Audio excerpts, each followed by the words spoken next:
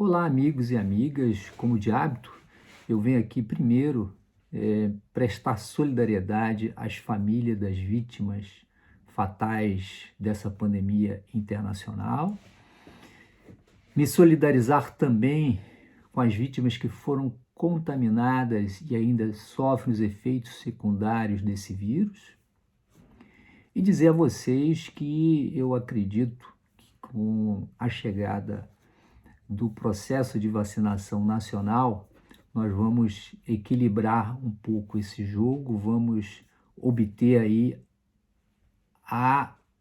uma, um nível de superação das dificuldades que hoje nós estamos sofrendo no Brasil e aqui na Europa também. Mas eu quero aqui deixar aberto o debate a respeito da investigação da Polícia Federal ao membro da Suprema Corte Brasileira. Não vou aqui dizer o nome porque todos já sabem quem é esse membro da Suprema Corte. E naquela ocasião em que eu falava da importância dessa investigação, né, de se combater a corrupção dentro da estrutura de poder do país, eu falava das dificuldades que o colega da Polícia Federal ia enfrentar, o que solicitou abertura, o ministro da Justiça, o diretor-geral da Polícia Federal, meu colega também, e as pressões são imensas, gigantescas, como eu já tinha anunciado anteriormente, e eu já tinha anunciado que dificilmente essa investigação chegaria ao final. Ou ela seria obstruída, ou seria anulada o objeto principal que deu origem a essa investigação, que é a delação premiada do ex-governador Sérgio Cabral, que encontra-se preso no estado do Rio de Janeiro, ou buscando-se algum tipo de nulidade. Mas já é um avanço. O simples pedido histórico de abertura de investigação já é um avanço. Né? É um avanço para a população brasileira, para nós brasileiros, abrirmos um debate sobre essa contaminação na estrutura de poder. Né? E essa investigação, evidente que ela não aponta aí concretamente autoria e materialidade. Existem indícios que apontam o envolvimento de um ministro da Suprema Corte Brasileira, ou de alguns ministros da Suprema Corte Brasileira, ou de alguns ministros também do Superior Tribunal de Justiça.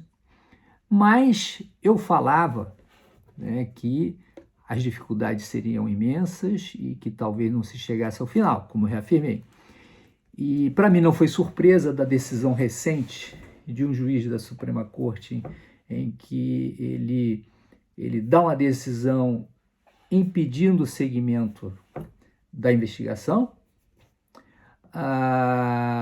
A Procuradoria-Geral da República, premida também por determinadas pressões em torno desse caso, porque é um caso histórico dentro da estrutura da justiça brasileira, dentro da estrutura do processo investigatório brasileiro, e as dificuldades seriam imensas também para o Procurador-Geral da República.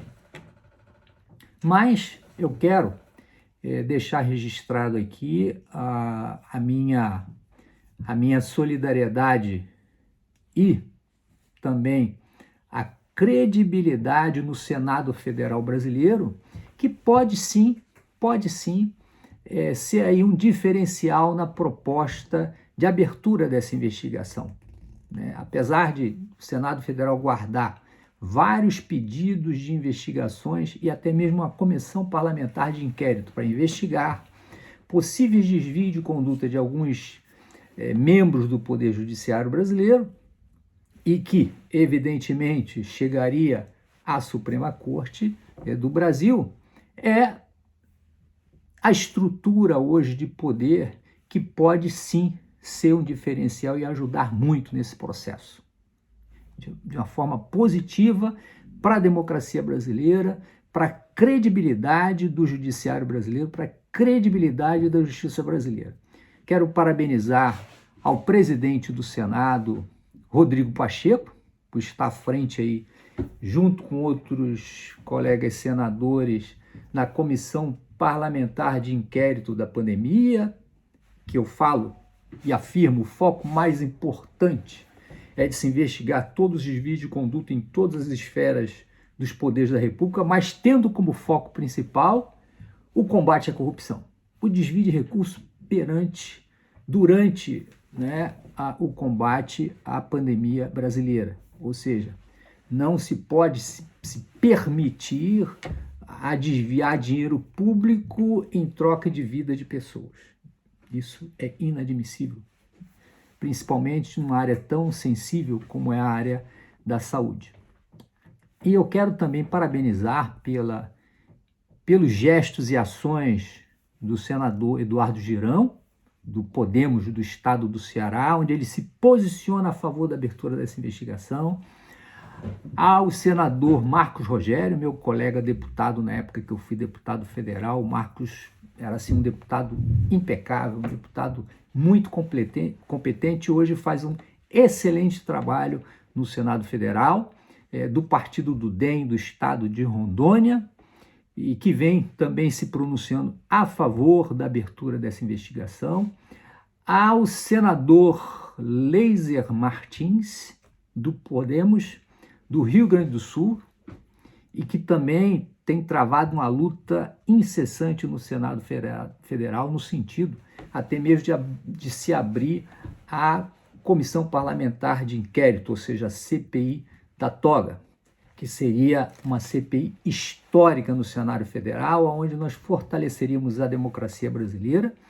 e, sobretudo, nós fortaleceríamos a credibilidade da justiça brasileira, do judiciário brasileiro, que há muito tempo está perdendo a sua consistência, perdendo o respeito perante a população brasileira. E existe um instrumento muito interessante, tanto no Senado quanto na Câmara Federal. Se trata de uma mini CPI feita apenas por 2 parlamentares, ou seja, requerido por um parlamentar e tendo um outro parlamentar como relator, indicado por esse que requereu, que seria o presidente dessa mini CPI. O que significa, Protógenes, essa mini CPI? A quem está nos assistindo. Significa proposta de fiscalização e controle, que está no Senado Federal consubstanciados nos artigos 102A, 102B do Regimento Interno do Senado Federal, combinado com os incisos 4 e 7 da Constituição da República, do artigo 71 da Constituição da República. E na Câmara dos Deputados, o mesmo instrumento lá se permite, que é a proposta de fiscalização e controle na Câmara dos Deputados, consubstanciado no artigo 61 do Regimento Interno da Câmara dos Deputados. Com esse instrumento, o Parlamento brasileiro se posiciona a fiscalizar essa investigação proposta pela Polícia Federal, a ter acesso a todos os dados que contém dentro daquele inquérito instaurado, ou seja, solicitado pelo colega da Polícia Federal e encaminhado ao Supremo Tribunal Federal e encaminhado ao Procurador-Geral da República, inclusive de ter acesso às decisões emanadas dessas investigações. Então, está aí a proposta e está aberto o debate a vocês que nos acompanham, de nós enviarmos e-mails, mensagens ao Senado Federal, à Câmara dos Deputados, para que se faça o acompanhamento desse pedido de desinvestigação, até se chegar ao final de que realmente não se deve investigar, se deve arquivar ou se não se deve arquivar, por que foi pedido o arquivamento, qual a justificativa encontrada.